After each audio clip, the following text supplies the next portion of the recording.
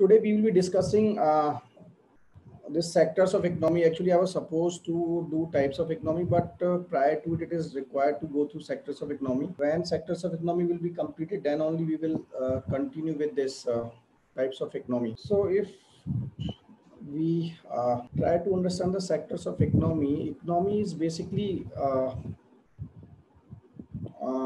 economy, if you see in the literal sense, economy is about the management, right? And in economy n number of activities are taking place. So to understand it better, we need to hierarchize the different activities. That means we have to arrange them in a hierarchy to understand the system in a systematic manner. For example, if you say that if in the morning you are getting bread, right, or if you are getting paneer, then you need to understand that is there anything which is happening behind this activity that you are getting bread or paneer. So is there anything which is taking place in the background of that bread and paneer? So if you talk in the economic sense, systematically you want to understand that what is basically happening. So you have to understand it in a systematic manner, all the activities. So to avoid any haphazard understanding, you have to put them in a perspective, in a system, in a hierarchy. And putting all the activities in a hierarchy so as to better understand the economy is basically dividing them or converting them into sectors of the economy, right? So I'll come to the slide. So if we talk about the initial societies, so all the societies were basically primitive societies. Primitive in the sense, basically every society starts with a nomadic life, right? They are acting as a nomads, depending upon they are collecting the things, hunting the animals, right? They don't have any permanent basis of their living. Those primitive societies then start, if you term in literal sense of economic activity which has been accepted by the modern economy, that is basically agriculture, right? Agriculture, that means the individuals are carrying out the agricultural activities, and more refined, in a more refined manner, if you talk about in sector terminology, this is basically primary sector, right? So coming to the slides. So is it visible? Slide is visible. So if we talk about sectors, economic sectors, right? Economic sectors is nothing but groups of economy arranged according to their place in the hierarchy of production chain, right? For example, I talked to you, I took the example of if you're getting bread or paneer in the morning, then you have to understand that what is the process taking place in the back end of this activity. If you try to understand the production chain, then you will realize that it is starting from wheat, right? If we talk about that bread you're getting, then wheat is coming from the farmers, and after the farmer is selling his wheat to the that flour mill, then that the owner of the manufacturer who is in charge of flour mill is converting that wheat into flour, right? And then that flour, when finally is prepared, then this is manufactured flour is transported to the bakery, right? Then finally this bakery person prepares bread, and then this bread is being transported, right? And this transported bread is again further transported to the people, and it reaches to retailer and finally to the consumer. So this is how things work, right? So we are trying to arrange all the activities, economic activities in the hierarchy. So that is basically arranging the economic activities in the hierarchy is basically the sectors. So all economic activity was in the primary sector during early age of civilization, right? As I already discussed that initially every society is agricultural society, and agriculture is nothing but it is said to be the primary society, primary sector. After the surplus production of food, actually you people try to join the class before 25, because I am, you people are engaging me for allowing you only, right? After the surplus production of food, people's need for other products increased, which led to the development of the secondary sector. That means when people realize that they are having, for example, in initial societies, what people were doing, people were just growing wheat, and then they were a sort of doing subsistence agriculture, subsistence. The term which I am dictating, you should note them down, because these terms are very important in that sense that UPSC use all these terms. They can ask you, if you are clear with the concept, then then you can do the question. Otherwise, it can disturb you. The question can because such terms are used in the questions. That's why please focus on the words which I am referring to. Subsistence agriculture means the initial people were only doing the agriculture only for the surviving purpose. They were not using it for selling or trading purposes. So initial societies were basically doing subsistent agriculture. Even if we talk about Indian agriculture, so most of the people are still pursuing subsistence agriculture.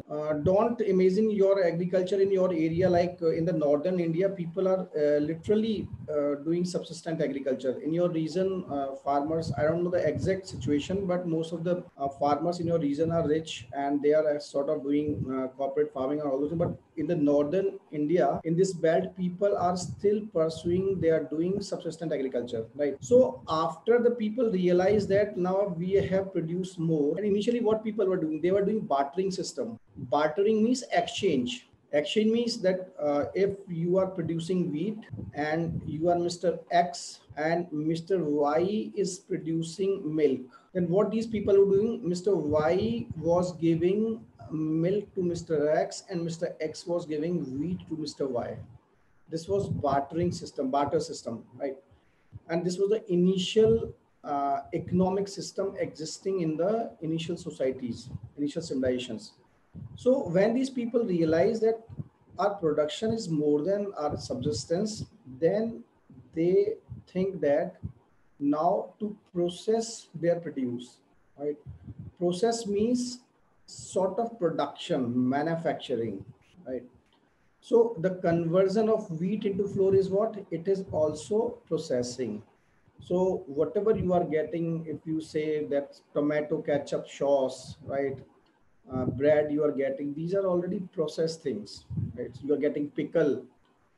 Any packaged food is basically processed food, right? And if we talk in the Indian context, um, our food processing industry is in its nascent stage, right? We haven't developed our food processing industry to the level with which it should be, right? So it should be aware to you, because this context will be utilized in the main syllabus. There you will find this syllabus, food processing industry is a topic. Then comes the growth of secondary sector. So basically the processing part, right? The processing, the manufacturing or the industrial part is basically secondary sector, right? Then comes the growth of secondary sector, spread its influence during the industrial revolution in the 19th century, right? So European industrial revolution was nothing but it was basically the promotion, the growth of secondary sector, right? So a support system was needed to facilitate the industrial activity. So if you see, take an example, if you produce this bread, come to this example, the bakery has produced the bread, and if this bread is lying within the factory, if nobody knows that there is something like bread in the economy, and this bread is not transported to the wholesaler and then to the retailer and then to the consumer, that means this bread will remain idle. Finally, this bakery person will not be motivated to produce anything like bread, because there is no buyer. Why this bakery will produce the bread if that bread is just only for the purposes of putting in their warehouses, just for getting fungi उस पे लगेगा, ये सारी चीजें, right? So that means this part, post Manufacturing, all these components are very crucial for promotion or for facilitating these production, right? So these are the sectors. Certain sectors like transport, this we refer to. Finance, finance means, for example, this all these things will be required. For example, there should be banking sector, which will basically promote the more more factories to come in, because if the demand of the bread in the economy increases, then in that case it might be a possibility that the person, there's no need to write present, right? You can put it later on after the class, because it distracts me. So all these sectors like transport, finance, and these warehouses and selling of the things, wholesaling, retailing, these things are basically not presenting anything, not creating anything directly, but they are basically promoting these activities. They are promoting basically the industrial activity. So this is said to be tertiary sector, right? Now, economic sector, if you want to classify the economic sectors, there are n number of provisions, parameters on which we can classify these sectors. So most prominently what we discussed today is basically this parameter on the basis of activity nature, which we discussed right now. These two parameters will be discussed in later on classes, like on basis of assets ownership, on basis of work condition. This will we will discuss later. This is basically a complete chapter we will be discussing in that public sector units, liberalization, and on basis of work condition, we will be discussing in types of economy, right? So on the basis of activity nature, we will discuss this in this class. Primary. To understand the primary, primary as the name suggests that it is the basis, right? And the basis means if we talk about the mother earth, then the basis of everything is mother nature, right? Nature. So anything, any sector which is all about nature, that means if anything is being extracted or produced by exploiting or by using natural resources, is said to be primary sector. So imagine all these things. This is agriculture, right? This earth, agriculture is basically nature. This is again natural thing, all the dairy part, this forestry, this shipping, right? Mining, right? Fishing. So everything which we are extracting, in which we are referring to mother nature, that is basically primary sector, right? Second, what basically it's hierarchy. I told you that we have to put these activities in a hierarchy. Now if you say, if we take the example of bread, then first if we take in that sense, then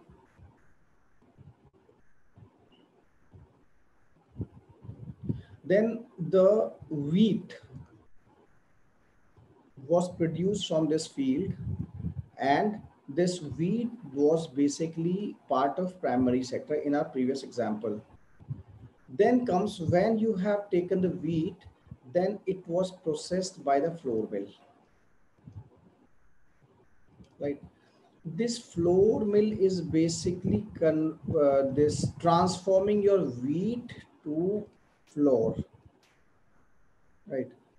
And it is subsequent to the primary sector. It is subsequent to the wheat. It covers all activities in which natural product, that is wheat, are changed into other forms, that is flour, through ways of manufacturing processes. And it is also called as industrial sector. People engaged in secondary activities are called blue collar works, blue collar workers, right? And again, if this flour is being converted into bread,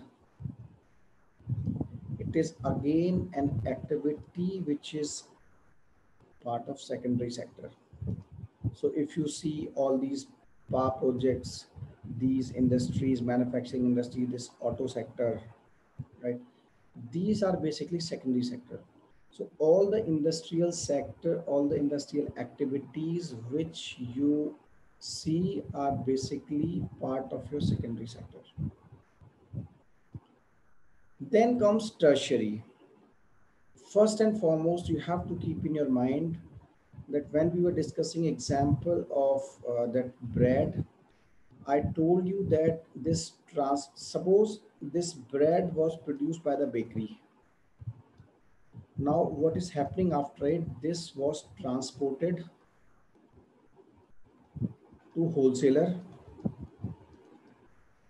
This wholesaler transported it to retailer, and this retailer transported it to you, consumer. Now, tell me one thing. This was the bread produced by the manufacturer, and you got. Do you find any change in this bread? This bread was similar at this point of time, as well as this bread was same which you got. You got the same bread which was produced by the manufacturer of the bread, that is bakery. That means, and this I told you, this sector starting from transportation from manufacturer to your doorstep, this was basically services sector. And if you see it effectively, it does not add anything to the produced manufactured item. The bread remains the same. This you have to keep it in mind. But again, I took the example of the bread. If this transportation wholesaler retailer was not there, then this manufacturer will not produce any bread. When this manufacturer does not produce any bread, that means there was no motivation for the flour mill to produce that flour. And when there was no motivation for the flour mill to produce flour, then he will not demand wheat. When the wheat was not demanded by this flour mill, then to whom the farmer will produce the wheat? That means if you do a sort of reverse engineering, this tertiary sector, this is basically tertiary sector. This all is tertiary sector, which is not producing any good at their own. Rather, it is basically promoting the development of this sector, that is primary and secondary. If there was no tertiary sector, then this primary and secondary sector might not have developed to the level with which it is existing right now. It might still be in the nascent stage, right? Then this sector produces intangible goods, that is services. Intangible means invisibles, right? That is you don't see the services. You can only, it's an abstract. It's an abstract because if you see this bread was transported from here to the final consumer. So it appears as an abstract thing because nothing has been added to it. Nothing visible has been added, value added, and there has not been any value addition. This sector jobs are called white collar jobs, right? Now later on, when the tertiary sector, see, one thing you have to understand that tertiary sector starts from, it's not like that it is only the professional people who you find in software services and all that. Rather, if you talk in your terms of the blaze, you will find that a person who is selling milk to you, and if you're staying in Hyderabad, the person who is bringing paper to you, that is hawker, the person who is selling vegetable, he's also part of tertiary sector because it's a service. Now later on it was realized that the range of the services sector is very diverse. in the sense that can you compare the skill set of a person who is a hawker to a person who is CEO of a company, right? The skill set is very diverse, and as per the definition, both are part of tertiary sector. Now it was realized that this further needs to be classified or for the better understanding. So tertiary sector was further classified into as quaternary or quinary sector, right? And this quaternary and quinary sector is basically that part of tertiary sector which needs more skills, right? So if you talk about quaternary sector, it's basically knowledge based part. And for your information, India is many times you might have seen or heard or read in the books. India is knowledge-based economy. Knowledge-based economy. From here, you will understand that's why India is said to be knowledge-based economy, which typically includes services such as information, consultation, education, financial, and planning. So, quaternary services are all those services which require these specialized knowledge, specialized skills like information technology, finance, consultation, legal services, right?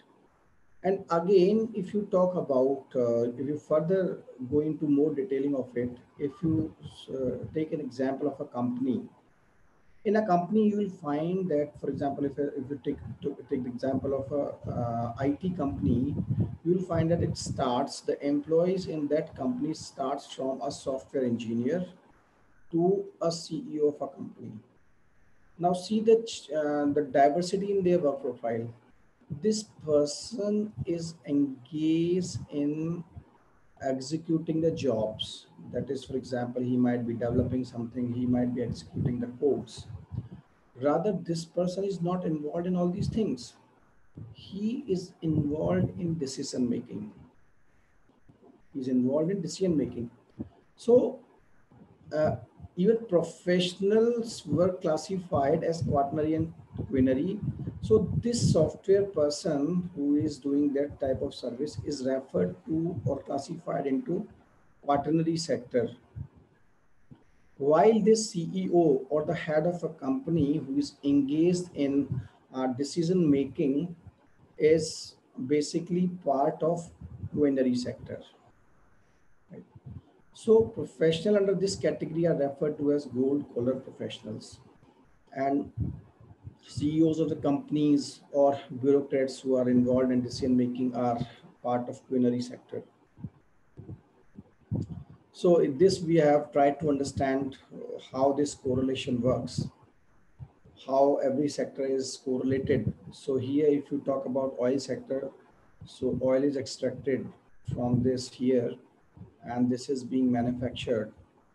And finally, here, this manufactured refining, that is refining. And after the refining, this oil is being transported, advertised, warehouse, selling. So this all is basically part of services. This is primary, this is secondary. If you see the example of that bread, it starts from wheat. This is primary. This is primary. Flour and bread, because manufacturing is taking place, that is secondary. And finally, it is being sold. It includes each and everything starting from this bakery to the final consumer. This is tertiary. So this is how the correlation exists. Primary followed by secondary and then followed by tertiary. So this is a sort of analysis sort of thing, and it's an understanding how different sectors have evolved with due course of time. It's just for your understanding. Don't talk there, don't try to compare it on any time scale and all those things. This is just for your understanding.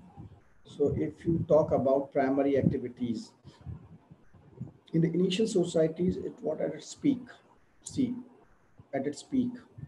With due course of time, it's getting down, it's reducing. Talking secondary, so this is secondary. Basically, initially it was also existing, but the level was low and it increased, it took a curve and finally it starts decreasing, declining. And tertiary sector, it's consistently increasing, right? And this is the point of deindustrialization. Deindustrialization means that as the societies grow, evolve, then societies shifted to services sector. Keep it in your mind, all the developed societies are basically derived by tertiary activities, right? Tertiary and initial, though tertiary activities were also in the initial societies, but I told you that those tertiary activities were different in nature. For example, person who was giving you milk, the person, the goldsmith in your village, right? All those people were also part of the services sector, but it was comparatively in the nascent stage, right, and comparatively lower in comparison to the present tertiary activities. And quaternary as well as quinary came late into scenario when the societies get more the modern world. These services, so this is also part of tertiary sector. By definition, it's also part of tertiary sector, but this quaternary came after a long time. So these tertiary activities are those tertiary activities which were in the primary societies. So this is an understanding that how the different sectors have evolved over time. Sunrise industry is a very popular term which is which is people are talking about. Even it got its reference in economic survey, like they were referring to that food processing industry is a sunrising industry, right? Healthcare is a sunrising industry. So sunrise industry is a term used for a sector that is just in its infancy, but shows promise of a rapid boom. That means there's very high probability that this industry will exponentially rise in the coming future, right? So the characteristic of this industry is that it is having high growth rates, it is having high degree of innovation, and it is having more awareness amongst the people in the sense that people are more attractive to it. The people, not only the people, but investors are also attracted to it, right? So the examples are information technology, telecom sector, healthcare, retail sector, food processing industry. So all these sectors are those sectors in which you also see the potential in the coming times, right? So here, this is from your NCRT, and this is just for the understanding of the contribution of change uh, in this importance of tertiary sector. The importance of tertiary sector is increasing with due course of time, right? So it's saying that initially, uh, what I told you, that initial societies were also having the services, right? And basically services also exist in every society, but the nature of the services differs. For example, these services, if you find hospitals, educational institutions, post and telegraph, these are certain basic services. These are basic services which do exist in every society, and they are essential for an economy in the sense that without these basic services, no country can survive, because these services are essential for the functioning of a country or government, right? Then it says that development of agriculture and industry led to the development of services such as transport.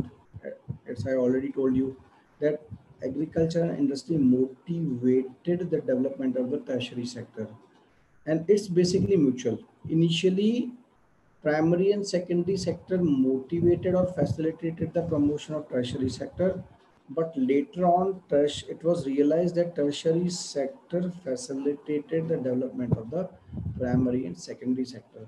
So it's a mutual agreement, mutual understanding, mutual relationship between primary, secondary, and tertiary. Then it is saying that this is saying that when the income of the people rises, then the nature of the services required in an economy changes. For example, you can see it practically. If you see people surrounding you, you will find that now people are using different sort of services. For example, can you imagine 20 or 30 years back? I don't know about your Telangana and Andhra or South India, but I can tell you in Northern India, people were not going to tourism, right? In the name of tourism, people in our region were going to their nani's house, right? Going to their grandparents' house in summer holidays, right? Nowadays, if you talk to a kid of class 5, he's saying that he's planning to going to Australia, he's planning to going to Goa and all those things, right? And people are doing adventurous tourism. People don't know adventurous tourism. Now, if you see that people, I think when I was discussing about that growth versus development, I took the example of Kedarnath, that they were in 2013, there were floods in the initial days, or 30 or 40 years back, or 20, 30 years back, limited people were going to such shrines, right? Like people 100, 200, 500, at max 500 to 600 people were going, right? Nowadays people are doing pilgrimage tourism, right? So that means the nature of services has changed. Now, if you see, everything has been an industry. So if you talk about hospitality, you talk about schooling, is all sort of a different, complete different service. Outing, eating, right? Eateries, it's all together a different sort of service. Then if you see the present scenario, if you see all these things like Uber, Ola, all the aggregators, what these are all services part. Then it is saying over the past decade, information technology has become very important. That is very clear. Then if you see this, this is telling you how the importance of tertiary sector has increased, right? This is how, not only in absolute terms, but percentage wise, in every term, tertiary sector has increased and it has overtaken primary as well as secondary sector. So initially, in the contribution of GDP, this contribution of primary sector was huge, but now this has been replaced by tertiary sector. This is again, these all graphs are from NCERT. So if you talk in terms of share of sectors in GDP, you'll find now it's around 64 to 65% is secondary sector, oh sorry, tertiary sector. And this, in this graph, it is around 12. Actually, this agriculture contributing around 14%, but now during the corona times and last 2 or 3 years, it has increased to 16%, and around 19 to 20% is this manufacturing. So this is how the contribution is changing. While around 1973, 74, it was only around 50%, less than 50%. So this is consistently increasing. Services is consistently increasing. And agriculture, which was around 40%, is consistently decreasing. I told you that if you talk in terms of its growth, again, I was telling you that agriculture is in the crisis because of a number of reasons.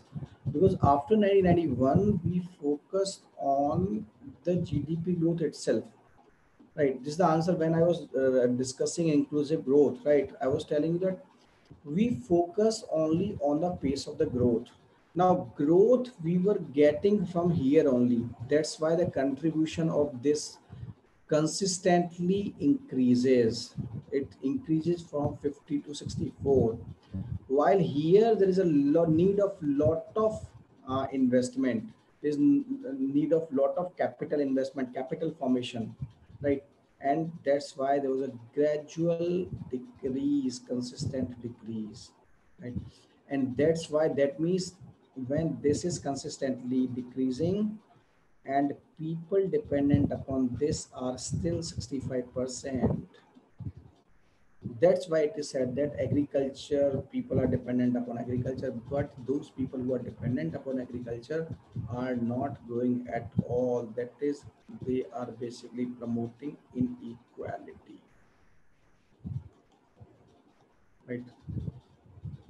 So the services sector is, and if you talk share of sectors in employment, it is again initially it was 71%, now 44%, right? And this is saying 44% employment, but if you see the dependency is 65%. And more than that, this is basically this concept of hidden employment that we'll discuss later on, hidden unemployment. Google it, right?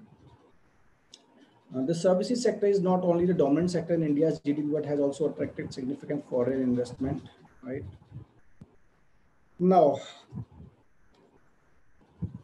this is also given an answer, but one of the reasons for jobless growth is leapfrog jump from agriculture to services sector and bypassing manufacturing sector.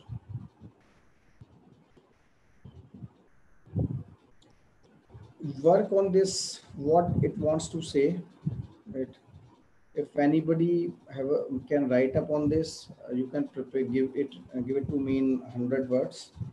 And related to this is this question: why did India shift from primary sector to services sector and not secondary sector? Work on it, and you can give me a write up. So this is all about the sectors, right? Any query from this PPT? No, sir, it's clear. I don't think that there's nothing to be discussed here. If there's any query, you can ask so that I can move ahead. No, ठीक है. Right. Then next It's is, clear, sir. It's clear. okay, we'll be starting with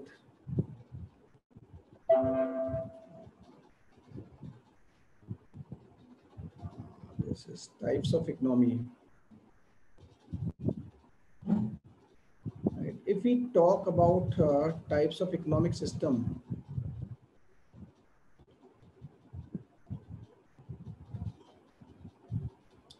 see, as I told you, economy is basically nothing but the management, household management. If we talk, it's about its origin of the term economy. It is basically a Greek word, and which means household management. So in economy, it's nothing but the management of the resources. Right? It's the management of the resources. And the management of the resources requires a lot of a number of activities which we discuss in the form of sectors. Now the question comes that how do we classify the economy? In the sense that if somebody says that country like in US is an open economy, and country like this North Korea is to an extent a closed economy. And then comes the question, somebody says that China is socialist, communist, and that US is capitalist economy. So here we will try to understand the different parameters to classify the economies, right? So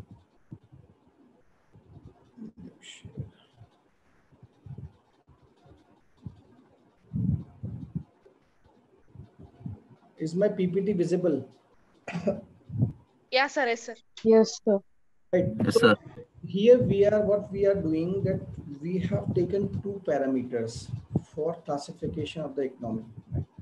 And those parameters are, first is we are talking in reference to the economy with reference to the global economy. That means how we are interacting with the global economy.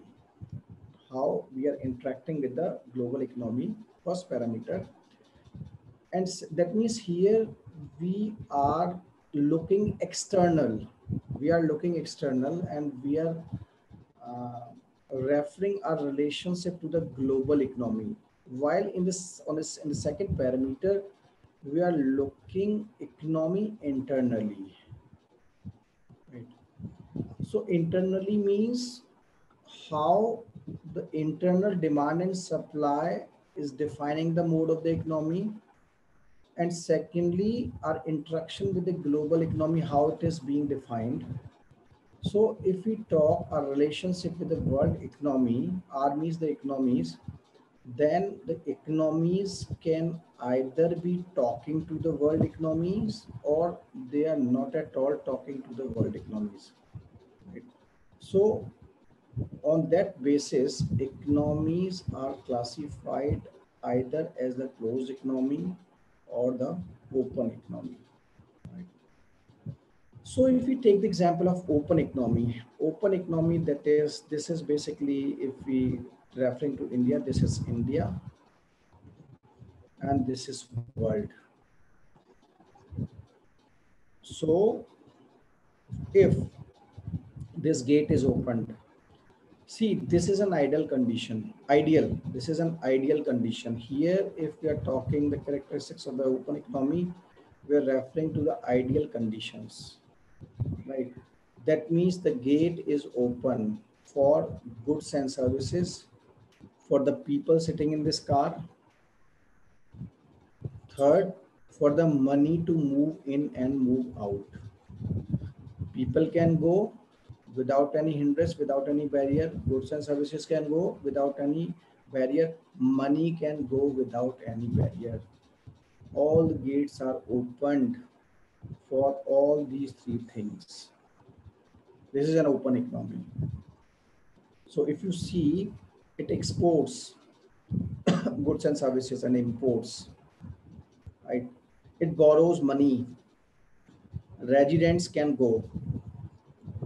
So this is again an interpretation of all these things, right?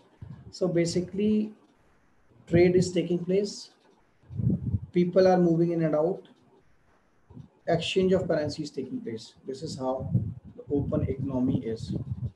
Now, for your information, okay, tell me, is there ideally any open economy? There is any ideal open economy existing in the world?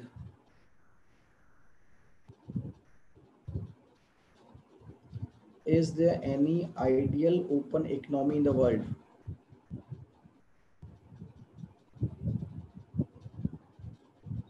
Anyone? Is it clear? The concept of the open economy is clear.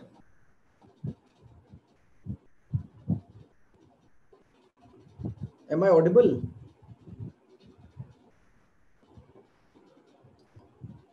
Yes, sir. Yes, sir.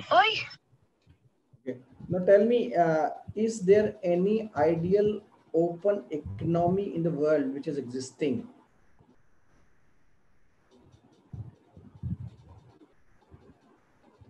See, there is not a single ideal open economy exist in the world. Right? This is basically a reference only. Even if you talk about country like, if you talk about country like US, right? You might have seen in the recent past, you might have heard the term trade wars, right? There was a very popular term, trade wars. Trade war was nothing but actually what happens that see, these things will be cleared as we go through different chapters. These things will be cleared when we will discuss liberalization, privatization, globalization. Ideally, open economy is saying that there is no barrier to anything. That means you can come into any country and go out of the country. That means if a country does not put any barrier for external goods, then your economy will be devastated, right? That's why what these countries do, these countries put certain restrictions or technically barriers in the form of either duties, right, or in form of n number of restrictions. I'll talk you certain popular things. You might have heard that Britain did not allow Indian mangoes. I think it was 2 or 3 years back.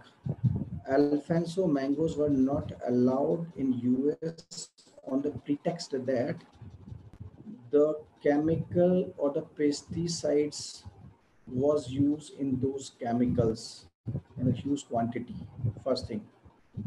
Secondly, the crackers from this Tamil Nadu, Shivpuri, I think, if I'm not wrong, Shivpuri, in Shivpuri crackers are manufactured. The crackers from Shivpuri were not allowed on the pretext that child labor was used for the production of Shivkasi. hai kya? Some of our species are also not allowed to some countries. Yes, Shivkasi, yes.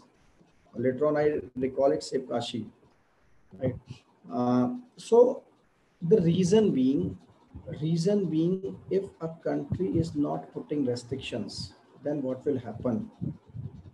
For example, imagine a situation in which Indian economy is having only the Chinese products, because Chinese products are cheaper in comparison to Indian products. They are cheaper and comparatively qualitative, right?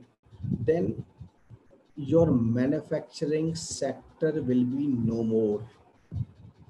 That's why countries put certain restrictions, but those restrictions are logical restrictions, which we will discuss later on, right? They are just and they are in sync with the global standards which are set by World Trade Organization. So open economies, ideally there is not a single economy in the world which is open economy, right? And I was referring to, sir, aren't Singapore and Hong Kong relatively the most open economies?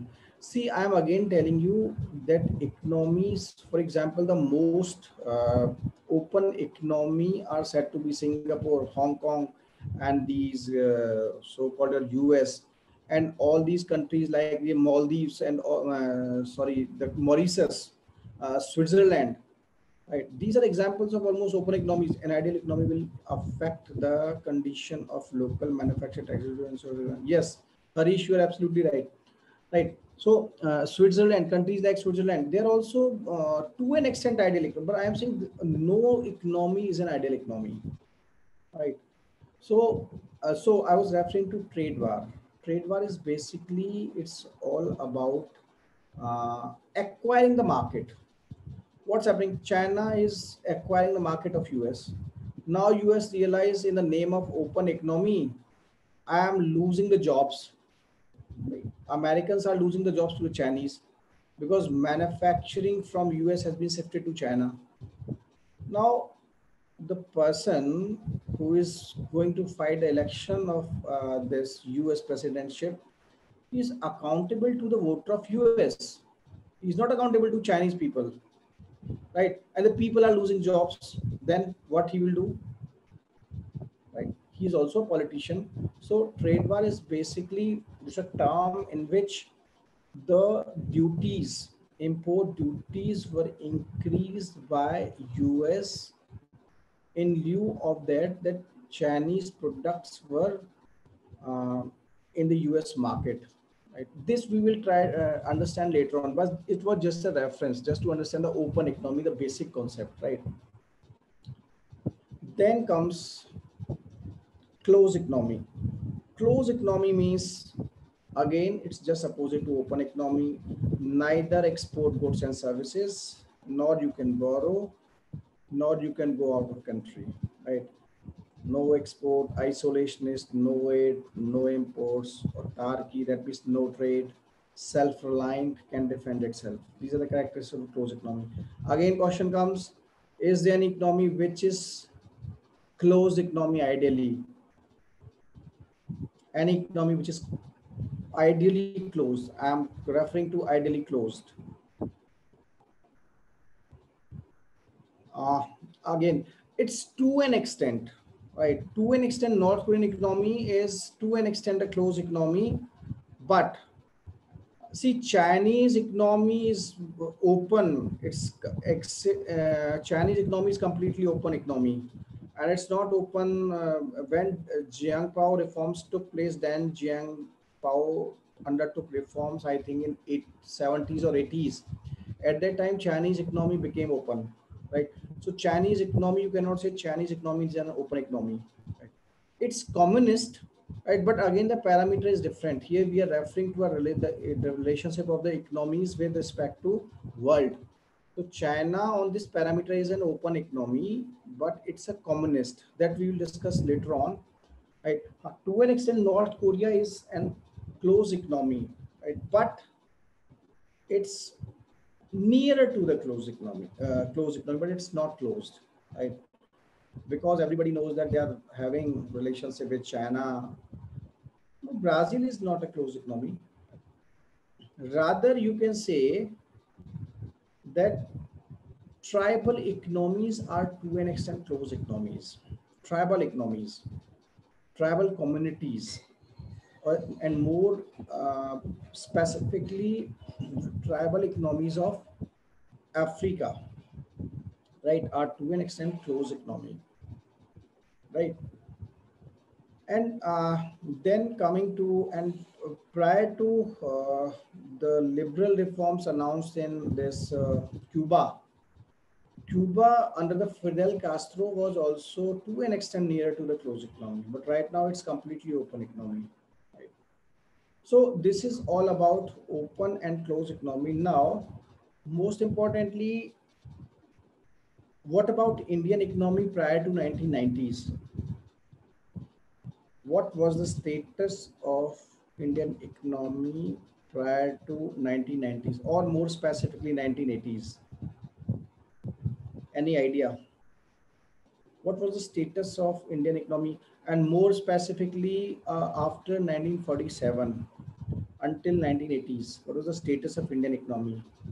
Was it closed or open or nearer to closed? Brazil imported the least amount of goods in the world. Imports the, see, but still it imports now. If you see the recent vaccination time, it was importing. Oh, that was some charges erupts. That was different story, but it was importing this vaccine from India. I think from Covishield.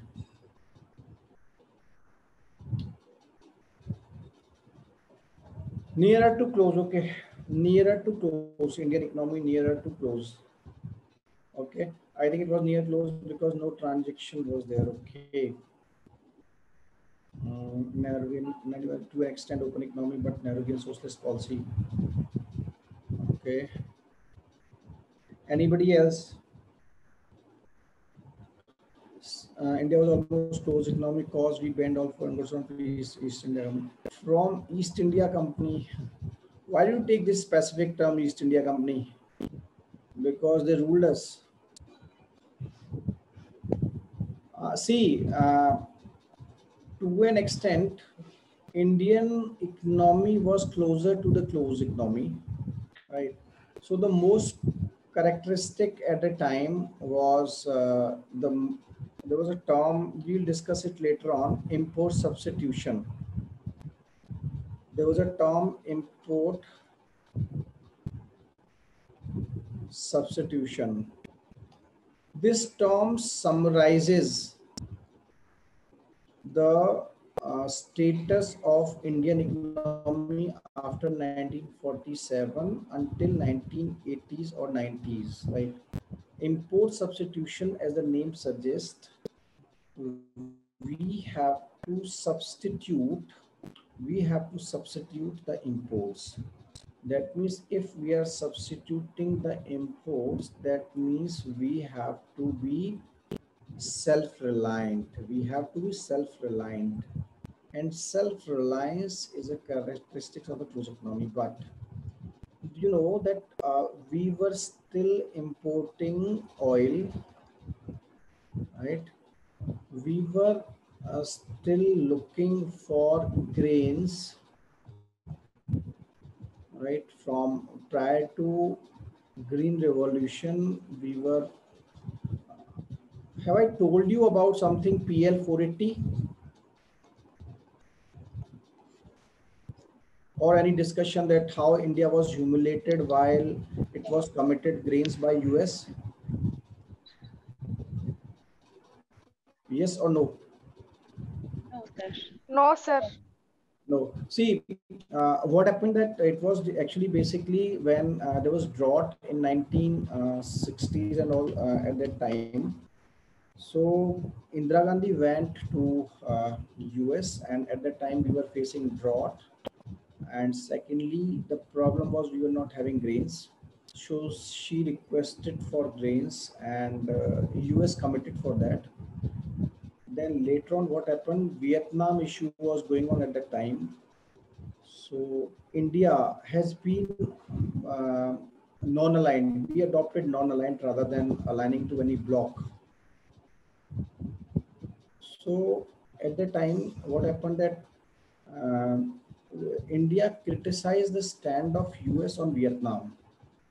So at the time, the president was asked by US president was asked on that comment on the stand of India on this Vietnam. Then actually she commented in UN. She criticized US. I think she went there to participate in UN, right? Then the president stated that it is India to decide whether they need grains or they would like to criticize our stand on Vietnam. Basically, PL 480 is a clause in US constitution, US legal system, which provides for assistance from US to different countries, right? So if the US was giving us, so grains were to be provided in PL 480 regime to India. Now, what happened when these grains arrived at the Indian seashore? Those grains were rotted, they were rotten, right? And secondly, it's a very popular thing that people used to say that there's a there's a weed in northern India. If you see wheat here, there's a weed in northern India. So it is said that the farmers used to say that that weed was basically part of that consignment which came from US prior to that. So US was for the namesake, it was supporting India by giving grains, but that grains were having n number of issues. First, they were rotten, and they were having weeds and all those things, right? So when they were used as the seeds, it created problem, and the problem uh, persisted for long. So I want to say that then Indira Gandhi realized that that we have been humiliated by US. Then these people are motivated to have this green revolution, and we are forced to the wall, right? So PL 480 is basically a clause of US in which it is providing support to the foreign countries. So ideally, if we talk India after 1947, we are nearer to the closed economy. Basically, we followed the idea of import substitution. Sir, Pakistan is a relatively closed economy with low levels of exposure to internet trade and stuff. See, Pakistan is having nothing at its own. They are ultra open economy in the sense that they are having nothing of their own. Everything is being financed by other people itself. Neither they are having finance. Prior to it, US was supporting them. Now, if you see, China is supporting them only. If China is nowhere in Pakistan, can you imagine? Can you imagine Pakistan? And 10 years back, 10 or 20 years back, prior to Obama's regime, you cannot imagine Pakistan without US because US was supporting them, right? So close economy means there is no movement. Close means no movement, right?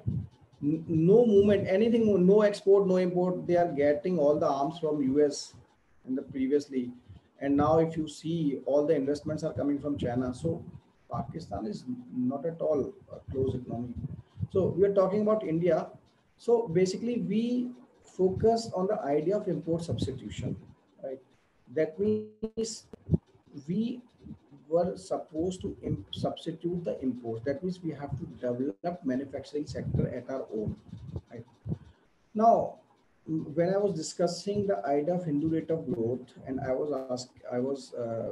we were analyzing the comment of Arun Shourie, no country can survive without movement. Yes, in today's context, no country can survive without movement. That means almost all the economies are nearer to the closed economy in contemporary world, right? So when we were analyzing the comment of Arun Shourie stated that the reason for Hindu rate of growth after independence was Nehruvian socialist policy, and most prominently it stand on closed economy. We relied upon import substitution. That means we did not uh, we did not have interactions with the globe. But at that time, many economists argued that it was an attempt to develop our own setup. Because if we depend upon the world for every need, then we could not develop at our own. So many economists says that it was only because of the policy of import substitution that we developed our core industries, we developed basic infrastructure at our own, right? So these are the arguments. But yes, these policies of closed economy to an extent were responsible for low growth economy, because after 1991, the same economy attained the growth rate of 8 to 9%, right? And because of that we also were having a number of inefficiencies in the economy, which we will discuss later on in the uh, classes. Sir, is Atmanirbhar Bharat policy is also a way to close it? I was expecting this question. This is a very good question from your side. See, this is a very debatable question, because recently what's happening in this Atmanirbhar Bharat policy, that there is the policy states that when you are planning to purchase anything, especially the government department, if they are having a tender of 100 rupees, you can purchase if and only if there is 60% component is minimum local content. That means 60% out of it should be produced by the local producer, right? So uh, see, close economy, we are not close economy. Actually, when we will be discussing globalization and deglobalization in the coming classes, then we will try to understand why world is again moving from globalization, right?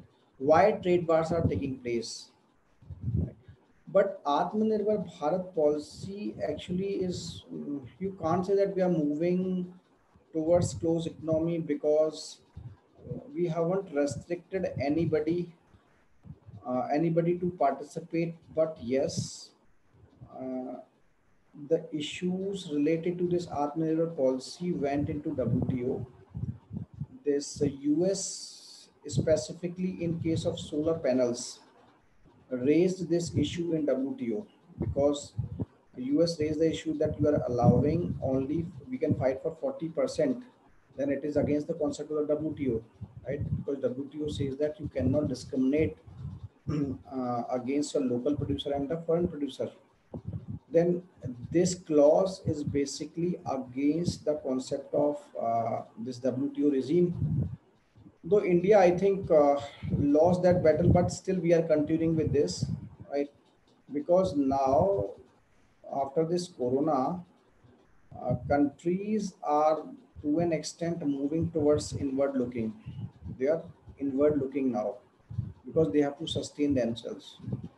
So on that pretext, we are not close economy. Actually, it's more an attempt to revive the economy, right? Or you can say to survive the economy from the onslaught of the external economies, from the global economies, right? So if you see every recent at the international platform, many such discourses are going on. Right now, one discourse is going on right now, not in the developing countries, but the developed countries are concluding that they are trying to control the multinational companies in the sense that actually these multinational companies are making fool of everyone, right? Actually, they are making fool of everyone, irrespective of the country. Neither they are paying taxes to US, where these companies belongs to, neither they are paying taxes to the countries where they are operating, like India, right? So developed as well as the developing countries are on a single page on this point that we have to do something in an attempt to control these MNCs. Right. So a number of issues are going on, and this Atmanirbhar Bharat policy is just an attempt to inward looking so as to revive the economy. I don't see it is an see what was happening at the time. We did not even take the quality.